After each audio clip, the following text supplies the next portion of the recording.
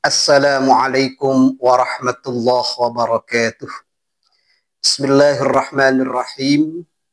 Alhamdulillahi rabbil alamin. Assalatu wassalamu ala ashrafil anbiya'i wal mursalin. Sayyidina wa habibina wa maulana Muhammadin wa ala alihi wa ashabihi ajma'in, amma ba'du. Kaum muslimin dan muslimat rahimakumullah. Ada sebuah pertanyaan di kolom komentar mengenai ketentuan sholat dihormatil wakti. Bolehkah bagi orang sakit ya melakukan sholat dihormatil wakti dikarenakan sulit untuk melakukan wudhu dan tayamum? Nah, kaum muslimin dan muslimat rahimakumullah, maka untuk menjawab hal ini perlu difahami apa itu sholat dihormatil wakti.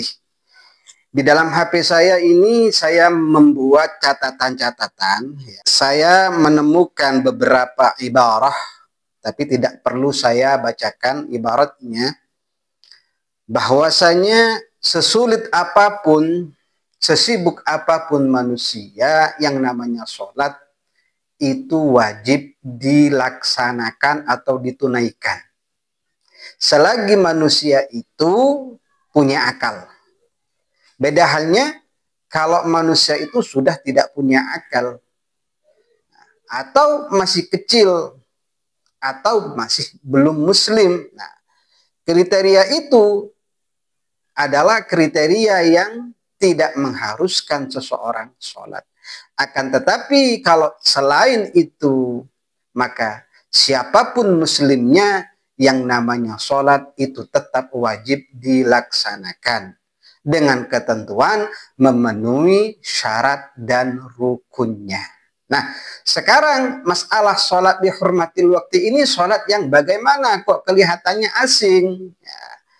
Kalau bagi anak pesantren, sholat dihormatil waktu itu tidak asing. Dalam kitab Majmu' Syarhil Muhadzab, Al-Imam An-Nawawi itu memberikan definisi soal apa sholat dihormatil waktu ini. Sholat dihormatil waktu ini adalah sholat wajib, Pak, yang harus dilakukan, tapi karena tidak ada alat untuk bersuci, yaitu debu dan air, atau air dan debu. Sehingga untuk wudhu tidak ada, untuk mandi tidak ada, untuk tayamum pun tidak ada. Maka kondisi yang seperti ini mengharuskan seseorang tetap sholat, tapi sholatnya dihormatil waktu. Memang tidak punya wudhu, memang kondisi hadas, ya.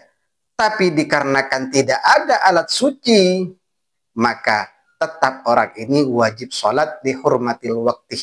Ini pengertian sholat dihormatil waktu yang pertama.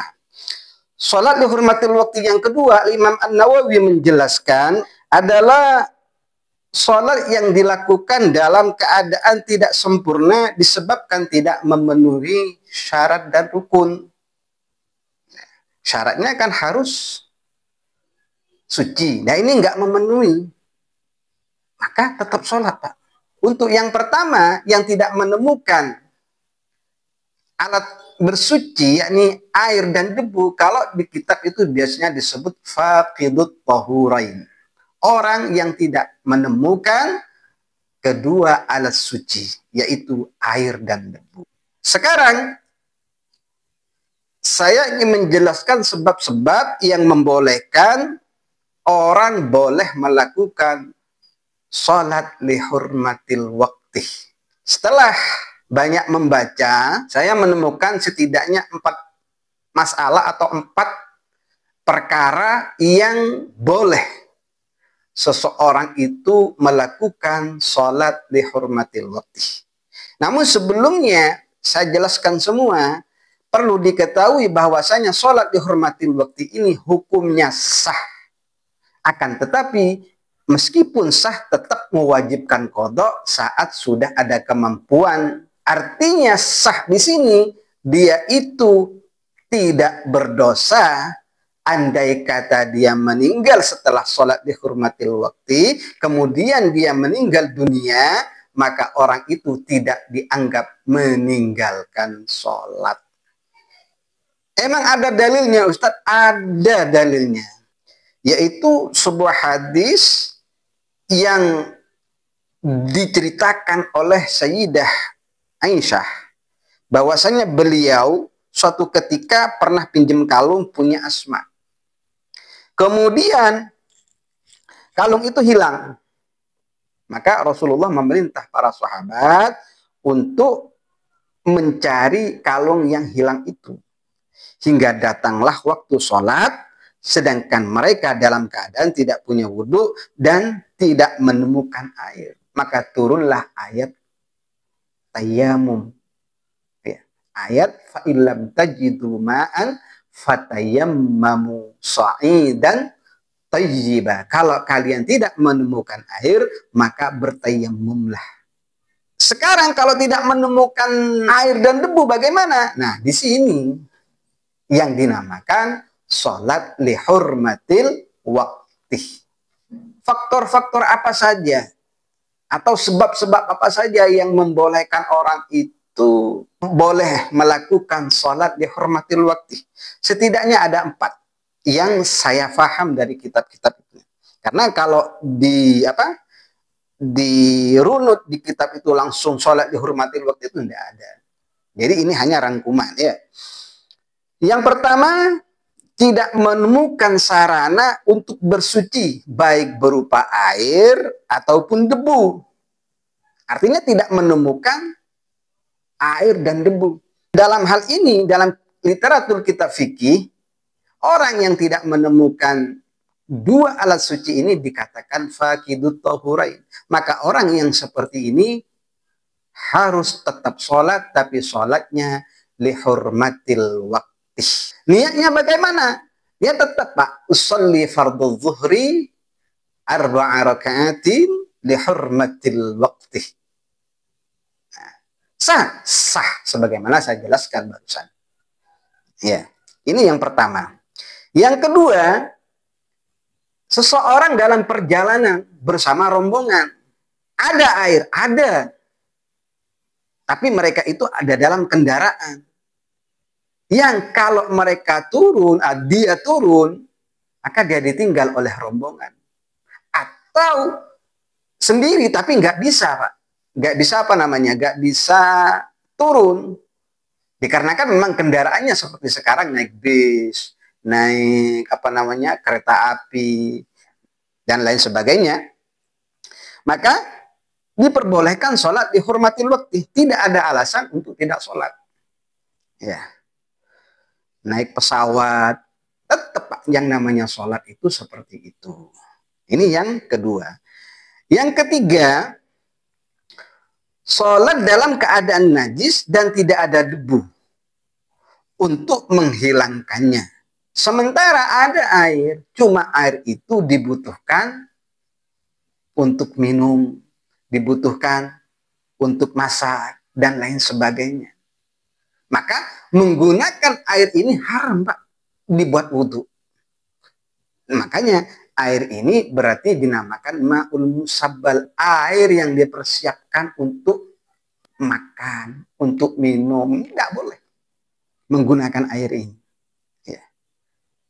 Kenapa? Kalau sampai dibuat wudhu, Pak, nanti orang itu bisa mati karena gak minum, bisa dahaga, bisa haus, bisa lapar. Maka dalam kondisi seperti ini, tidak ada debu, yang ada air, tapi airnya dipersiapkan untuk kebutuhan sehari-hari, maka orang yang seperti ini boleh melakukan sholat lihurmatil wakti.